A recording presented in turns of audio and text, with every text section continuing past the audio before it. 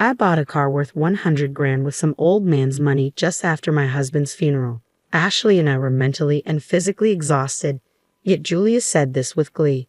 David was happily looking at the contract Julia had brought. Whose money are you talking about? What on earth is going on? I couldn't help but raise my voice in frustration. Despite the fact that Ashley and I were mourning the loss of my husband, our eldest son and his wife seemed not only unbothered but even pleased. The insurance money will be deposited, right? Plus, there should be an inheritance. Out of Julia's bag came, unbelievably, my husband's bank book. Seeing that, I burst into laughter. What's so funny? You're planning to use that to buy. I feel sorry for you because that bank book.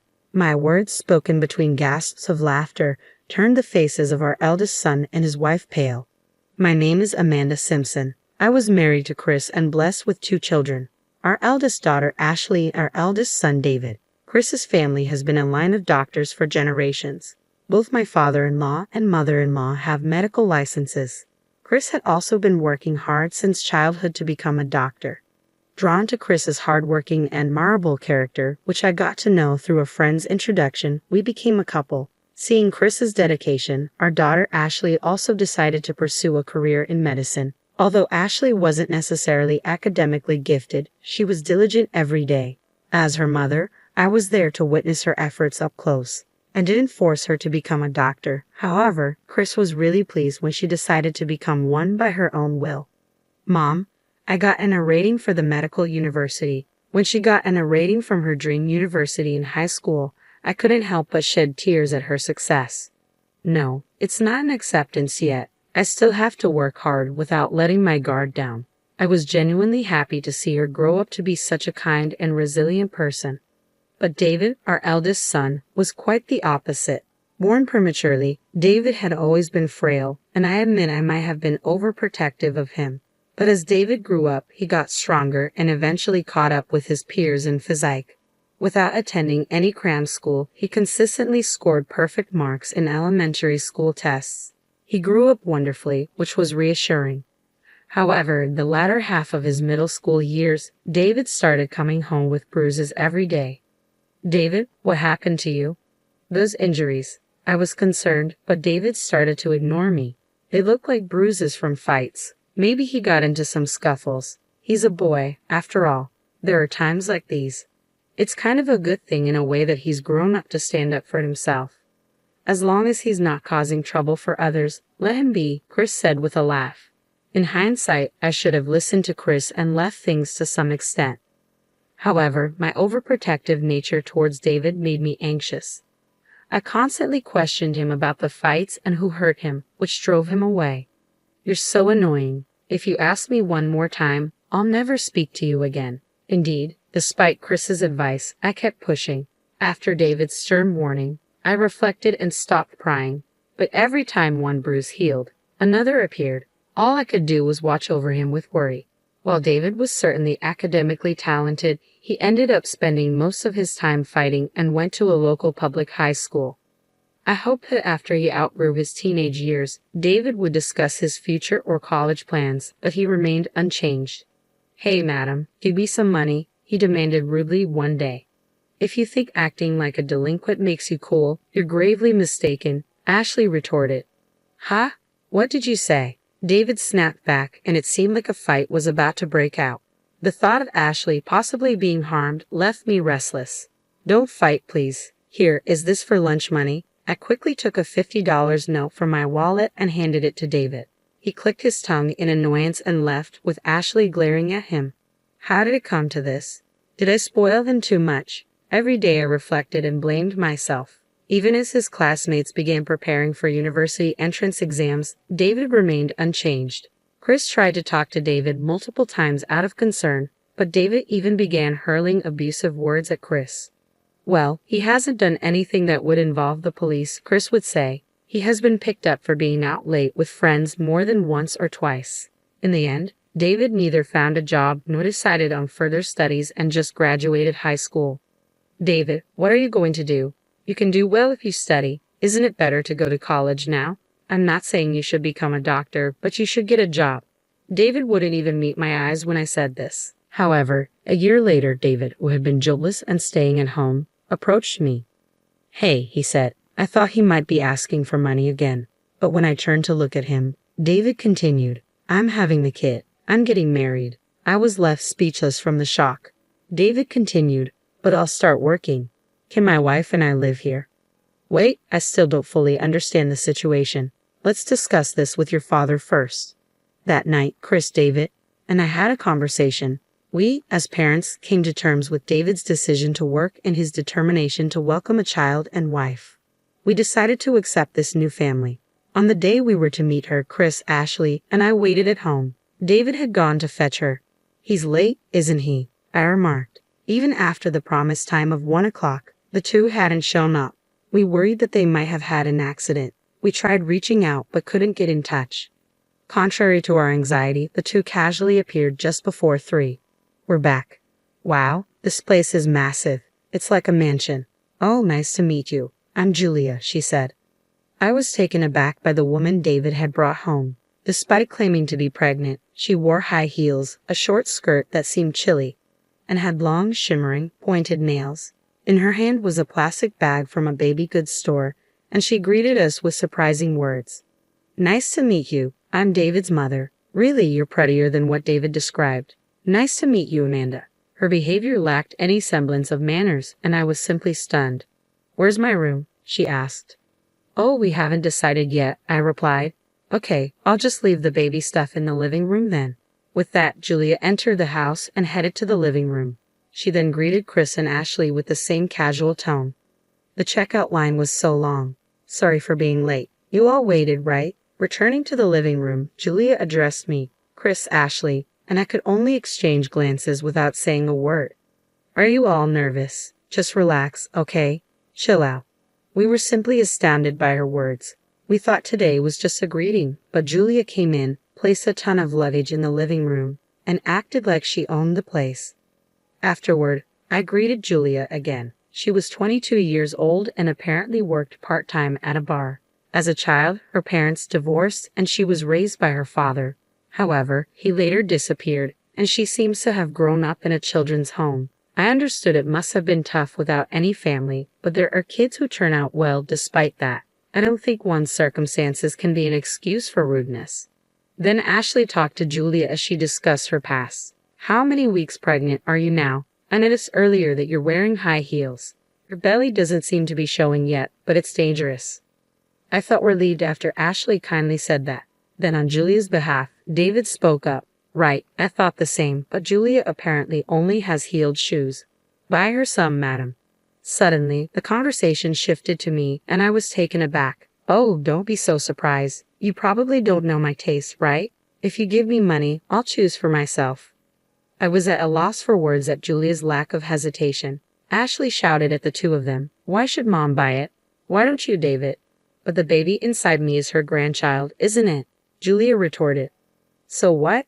It's your child." Ashley shot back. "Scary. Is this what a sister-in-law is like?" "Hilarious," Julia said, mocking her. Ashley was furious at that remark, while Chris just kept silent, his mouth shut tight. What kind of attitude is this? She seems to be looking down on us even though we just met. However, we have to live together from now on. It wouldn't be wise to fight now. Over time, I believe her maternal instincts will grow and she'll change. When that time comes, she should naturally stop wearing heels and remove her nails. That's all I can hope for. Ashley, being a doctor, was particularly concerned about Julia's lack of parental awareness and said sharply, "Anyway, make sure you earn and buy your shoes before your belly gets large. Also, remove your nails. If you can't get a pulse oximeter on, they'll forcibly remove them." With that, she stormed out of the living room and locked herself in her room. Julia seemed to be mocking Ashley, but then laughed when David said, "Don't worry about her. She's just jealous because I got married before her." Then our life together began. Julia went to work but didn't help around the house. She just slept all day on her days off, using her pregnancy as an excuse. David, as he declared, started working but kept quitting after arguments and then looked for other part-time jobs. The constant job changes were quite headache-inducing, but Chris said nothing about David and Julia. It seemed he had given up on them. Then something unexpected happened. With the baby items ready and the birth of our grandchild just a month away, Chris collapsed at the hospital where he worked. Despite immediate treatment, he couldn't be saved. Even with all the challenges, I had hoped for an increase in family members. I never imagined parting with Chris before that. I was so devastated that I couldn't believe it myself, and Ashley supported me. Inspired by Ashley, I tried to act strong and managed to hold the funeral. On the morning of the funeral, I told Julia, "It's fine if you stay at home, Julia. Your belly is large and it must be hard for you." "Really? Okay, I'll stay home," she replied. In our region, it's customary not to let pregnant women attend funerals. Even without that tradition, she was about to give birth, so I said that out of concern. Julia gladly accepted my offer. It was my suggestion, and I was okay with it, but I headed to the funeral feeling a bit uneasy. David, who arrived late, seemed worried about Julia and was texting her. I did warn him once, but since the baby could come at any time, I decided to let it slide, except during the funeral. After the funeral, when I got home, I was exhausted both mentally and physically. In the living room, Ashley and I were discussing dinner in a daze. Julia came down from the second floor and handed some documents to David. "Tired, huh? Did your old man make it to heaven?" she said, laughing. David laughed as well. "Might be hell," he replied. "You guys just came back from the funeral. What are you even saying?" Ashley was furious, but I didn't have the energy to get angry anymore. "Come on, Ashley, just go with it," Julia said, pointing at the documents she had given to David. Ashley and I naturally looked at those papers. "What's that? What do you mean, go with it?" The heat of the moment left us bewildered and concerned. "I used Chris's money to buy a car worth 100 grand, Julia declared, holding up some documents. Ashley and I stared in disbelief while David looked on happily. "Whose money? What on earth are you talking about?" I raised my voice out of frustration. Chris had passed away, and while Ashley and I were grieving, the couple seemed pleased instead of saddened. "We get the insurance money, right? And there should be an inheritance," Julia said, pulling out a bank book from her bag. "Dad's bank book? Julia, did you steal it when we were out?" "That's a rude thing to say. We live together, so it's not stealing. Plus, I learned where the bank book was from David, right, David?" Julia responded defiantly. It seemed David was an accomplice. What a pitiable eldest son he was. I hadn't anticipated this at all. I looked dejectedly at the bank book in Julia's hand. Chris's name was clearly written on it, but upon a closer look, I noticed something odd. When I realized the cause of the inconsistency, I couldn't help but burst into laughter. Once I started laughing, I couldn't stop. It had been a long time since I laughed so hard. Julia frowned at my uncontrollable laughter. "What's so funny? Have you lost your mind, madam?" David hurled insults at me, but I wasn't even mad anymore. All this time, I thought David was smart, but I was wrong. I felt sorry for the foolish couple. "Let's see, you wanted to buy a car, right? Have you signed the contract? Are you going to use that money? I feel sorry for you. Did you see the balance in that bank book?" Upon hearing my words, David hastily took the bank book from Julia and opened it. "What the hell? There's only $3 in here." The couple looked at the bank book in shock. Yes, that bank book was set for closure, and the balance had already been withdrawn. "This is a joke. There's supposed to be an inheritance. Where is it? And the insurance money should be deposited too." David was furious, and Julia echoed him. "Yes, there's an inheritance and insurance money. Both of my parents-in-law passed away early, and Chris had a lot of inherited and accumulated assets. Notably, Chris wasn't just a doctor, he also owned several hospitals. His total assets amounted to $1 million. However, those were assets he had built, not things he owned. Most of his assets have been donated and are now gone. The medical fees he received from patients, he wanted to use them to help other patients." "What? Didn't you know? He made a large donation, and it was in the newspapers." Hearing this, David began to tremble. He never showed interest in family matters and didn't read the newspaper, so his ignorance wasn't surprising. Moreover, the remaining money is managed in an online bank. I can't access it until we complete the inheritance procedures. Anyway, what about the insurance money? When will it be deposited? Julia rushed, grabbing the bank book and approaching me. Ashley, standing next to me, began to laugh. "Don't you know, insurance money is not deposited into the account of the deceased but to the beneficiary's account. It'll be transferred to my account and my mother's," Ashley explained, chuckling. Hearing this, Julia's bank book slipped from her hands. David looked dumbfounded, and Ashley and I exchanged glances, stifling our laughter. What am I going to do now? I've already signed contracts, added so many options, and they told me I can't cancel.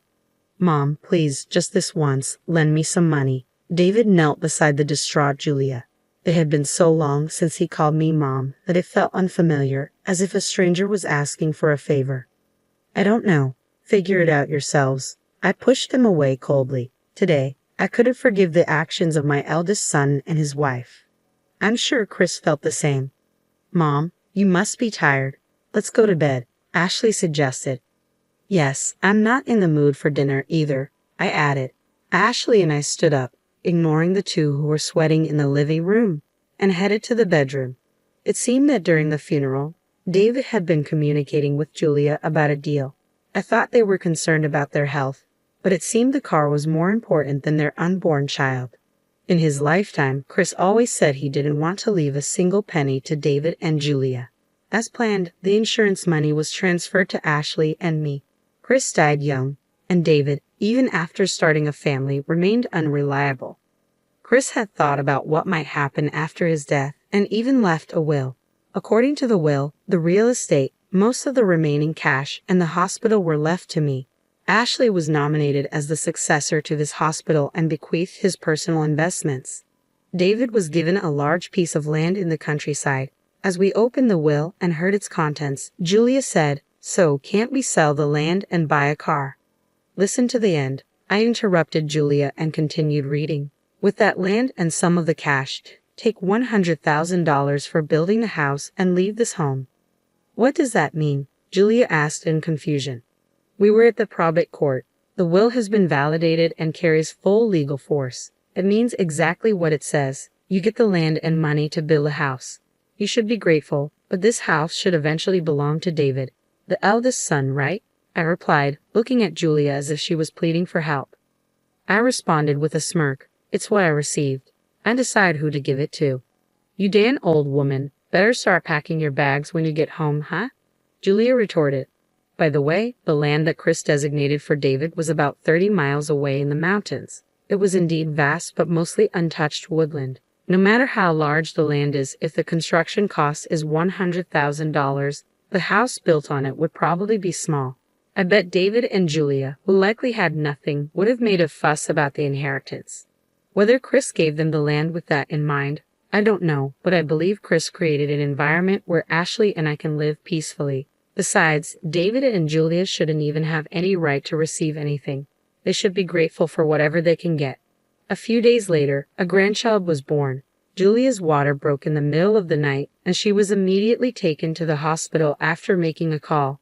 However, due to her dropping blood pressure and the hospital being understaffed at night, Julia had to have an emergency C-section. Ashley had repeatedly told her to remove her nail extensions, but she didn't listen. Apparently, the nurse possibly removed them. No, I just got these done 3 days ago. Don't take them off, Julia. Don't move. The amniotic fluid is gushing out. They apparently had a standoff in the middle of the night. From what I heard from Ashley, this confrontation was more challenging than the surgery. I've never had fancy nails like young people do, but it seems like it was painful. It's undoubtedly a case of getting what she deserved, I thought to myself. Julia, who had been saved along with her child, could no longer stand up to Ashley and quickly became docile. She may be upset about the inheritance, but she's no longer acting superior to us. I hope she's grateful that we let her rest for the first month after childbirth, Mom, Ashley said regretfully. Can we stay here? We don't need the land or the money. No, even if you stayed here, you both only earn as much as part-time jobs and don't contribute to household expenses. I replied firmly. David's plea was met with a firm denial from both Ashley and me. Reluctantly, David went to cancel the car purchase, but he was charged a penalty fee of $10,000, which he had to pay from the $100,000 set aside for construction. Whether they were reluctant to move to the countryside or not, they considered selling the land and renting an apartment. However, the rent was too high for David and Julia's salaries, and there were no buyers for the vast woodland. They realized they had no choice but to build a house on it, as stated in the will. Desperately, they started looking for a contractor who could build a house for $90,000, but it wasn't going well. The baby is still young, so I'm letting you all stay here for now. You can leave whenever you want, okay? I told David, who fell silent at my words. A week later, they found a construction company, but all they could afford was a small prefabricated hut. I didn't expect Julia to keep it clean, so even a small house should be fine. I told the couple who were preparing to move, "You'll need to decide on daycare, so until you're settled, I can take care of the baby. You both should become independent as parents first." "You're taking our child, you monster," Julia exclaimed angrily, but David stopped her. "With just my earnings, it's impossible to support the two of them. Let's leave our baby here until things settle." "No way. I'll divorce you then," Julia threatened. "Even if you do, you still won't have a home," I interjected calmly. It seemed David was finally facing reality, desperately trying to convince the furious Julia.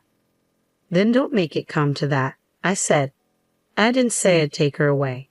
If you can, take her with you." When I snorted and said this, Julia bit her lip in frustration and quieted down. She must have realized that she had no choice but to temporarily part with her baby. Afterward, the couple quietly packed their things and left. I did feel sorry for the baby. However, having parents like that might not make much difference. Of course, if they changed their ways, it would be best for the baby to be raised by her own parents. But I couldn't help but think that the baby might be happier being raised by Ashley and me. David and Julia, who moved to their new land, contacted us almost every day. If it was about the granddaughter, I was happy to reply, but all they ever asked for was money. When ignored, they sent pictures of bread for dinner. Seeing this, Ashley laughed. Even if they ruin their health, they won't be able to afford medical bills. "In the countryside, a car is essential," I commented.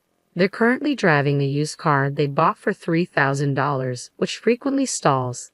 They might be saying this to gain our sympathy, but they don't know it's just a laughing matter for us, Ashley added. "In this situation, they probably won't be able to take their daughter back," I concluded. "But as long as we can live with our adorable granddaughter, I think it's okay." When she turned 3, she was very cute, kind, and nothing like David or Julia. She was a hard worker. Ashley bought her a number puzzle, and she eagerly learned numbers and could already read letters. "David and Julia are still living day by day," Ashley observed. Occasionally, when they receive pictures of their daughter, they exclaim, "Super cute," as if looking at a stuffed toy. "It still seems impossible for the two of them to become parents," I mused. "When the granddaughter grows up, I hope she can learn from her parents' mistakes and grow up straight." That's what I think.